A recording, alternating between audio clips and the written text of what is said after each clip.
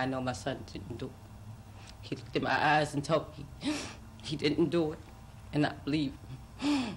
But Sylvia Garrison knows there are others who don't, and that's why her 16-year-old son is behind bars. Robert Garrison will stay there. The Douglas High School student was denied bail this morning.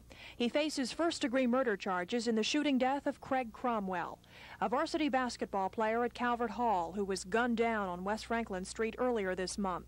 Police first arrested Tyrone Clark, then released him last night. His mother had also claimed police had the wrong man. Craig Cromwell's mother didn't believe that at first. Now, I don't want to see a mother's heart, heavy, sadness and so forth. I want the right person caught and taken off the street because they're going to do it again. All kids do bad things sometimes. My son couldn't do that. He couldn't do it. But new evidence led to Robert Garrison's arrest. He was picked up after a city grand jury heard testimony from area teenagers and others who may have seen the Cromwell shooting. Despite the evidence, Sylvia Garrison says her son is innocent, and like Tyrone Clark's mother, she hopes to prove it. Vicki Cox, News Scene 2. It was a celebration of sorts, the observance of National Victims' Rights Week, and the acknowledgement of the passage of 5 bills in the last session of the General Assembly to aid victims of crimes. Among the bills, the right of a victim to be notified before their assailant is paroled, and the right of victims to be present throughout the trial. But at a series of meetings this morning of the Victims Advocacy Network, there was also the acknowledgement that 12.5 bills supported by the organization failed to pass, an acknowledgement that there is more work to do. One of the victims at today's seminar asked that we identify her only by her first name, Nina. 2 years after the crime, she is still concerned about its aftermath. One of the defendants that was out on bail was out 15 months before trial. I ran into him many times. Terrible, frustrating. Did that frighten you? Yes, it did frighten me. I'm still frightened. It can happen to anyone. The ones that sit back and say, well, that'll never happen to me, don't believe it. This is the 3rd year of the network's existence. They have had some success in getting legislation through the General Assembly. Officials, though, say their goal now is to continue lobbying for additional legislation and to get word out to victims that they do have some rights, that there is some help for them. Lou Davis, News Scene 2, Annapolis.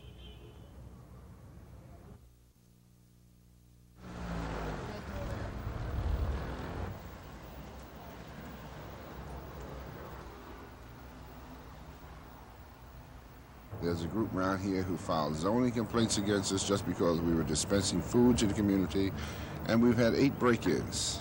We've had 8 break-ins very recently, and they follow a very definite pattern. So we feel that this is not coincidental, this is on purpose. Nobody saw anything. Well,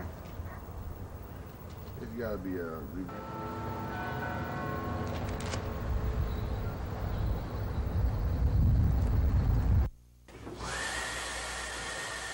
An all too familiar and most dreaded scene for children, a visit to the dentist to have their cavities filled. Dental researchers are trying to reduce the number of cavities among youngsters by developing an anti-cavity vaccine. Researchers are focusing their efforts on a particular bacteria which operates in the mouth by accumulating around and between teeth to form plaque. The bacteria and the plaque convert sugar in food and beverages into acids capable of dissolving the minerals in tooth enamel. Stripped of their protective enamel, teeth decay and cavities form. The anti-cavity vaccine would prevent that process.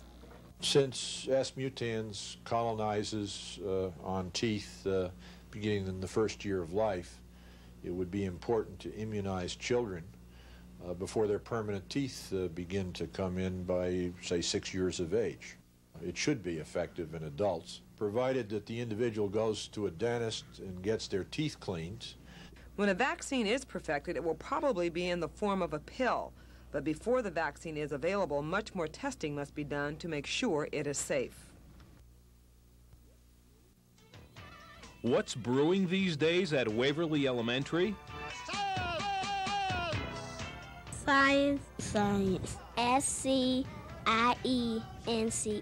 A wide variety of student-designed projects will be entered in the city's science fair competition.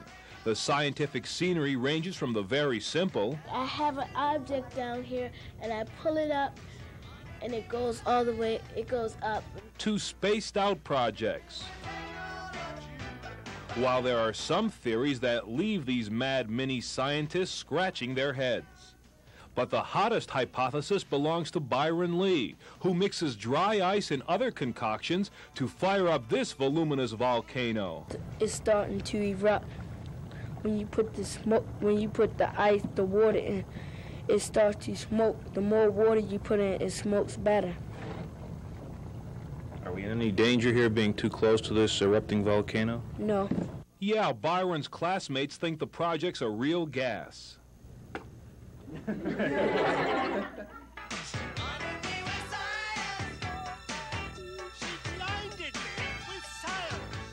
Science is indeed in the air at Waverly Elementary, as 3 of the winning projects here will be entered in the citywide science fair competition to be held the first week of May. At Waverly Elementary, Tony Pagnotti, News Scene 2.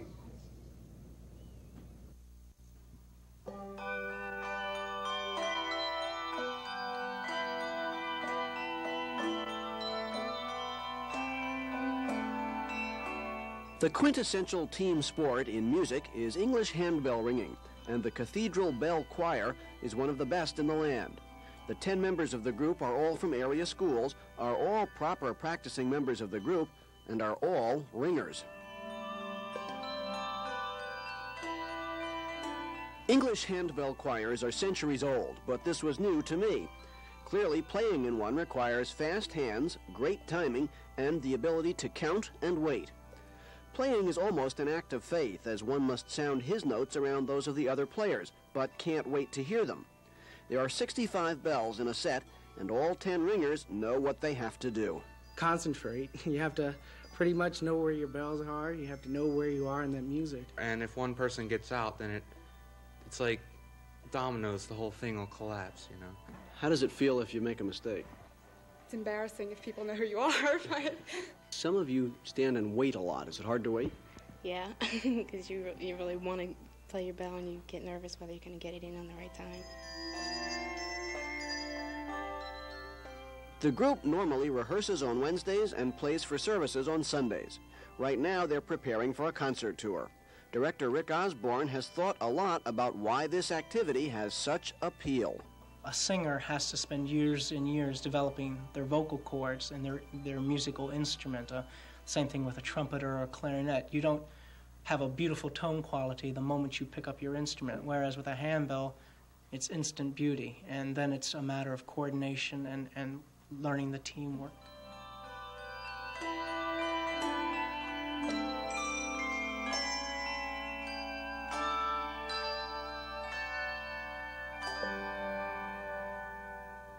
I'm Andy Barth at large for News Scene 2.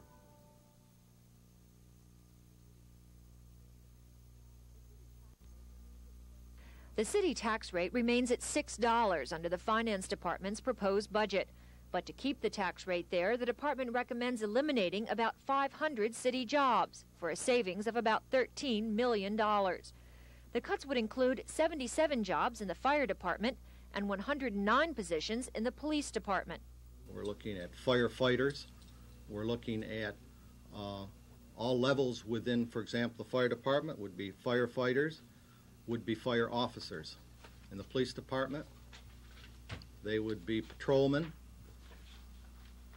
and they would be officers, supervision level officers. City Finance Chief Edward Gallagher presented his proposed budget this morning to the Board of Estimates.